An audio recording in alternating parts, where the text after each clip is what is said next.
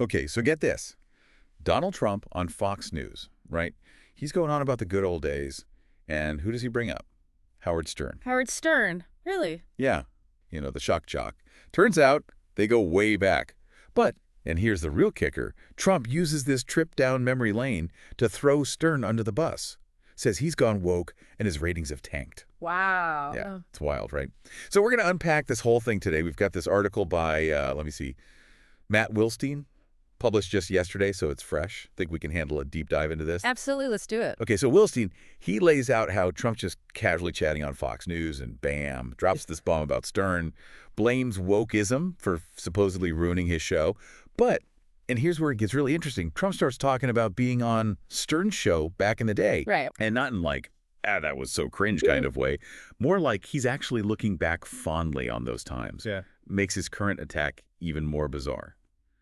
So what do you make of that? I mean, it seems off, doesn't it? It really does. I mean, it's a fascinating contradiction, and it really highlights how Trump uses this term woke. It's less about an actual ideology and more about, well, it's like a convenient label to slap onto anyone he disagrees with, Right. Attack them. So instead of actually engaging with someone's ideas, he just... Exactly. He just shuts it down, dismisses them, and it plays into this broader trend we're seeing everywhere of turning words into weapons.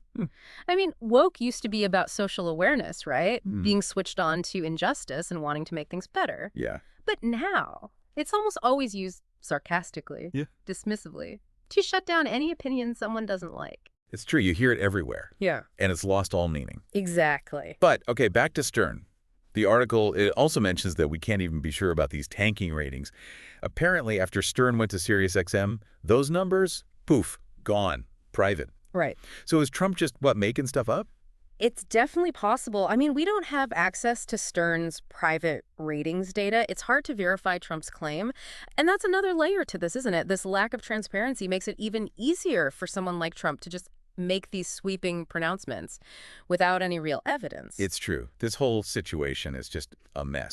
Contradictions, blurred lines. I mean, you've got Trump's past with Stern, the way this word woke is being weaponized. And it all speaks to this larger issue in our media landscape, these lines between entertainment and politics. They're so blurry now, it's almost impossible to separate personal relationships from political stances. Yeah. And we see it everywhere. It creates this really complex dynamic, doesn't it? It really does.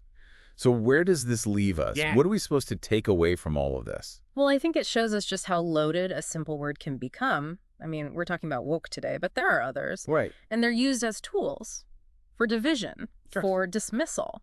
It makes you wonder, in a world where these divisions seem to just get deeper and deeper, I don't know, is it even possible to separate someone's personal history, their relationships, from how they use these loaded terms? It really makes you think. It does. Well, on that note, Something to ponder.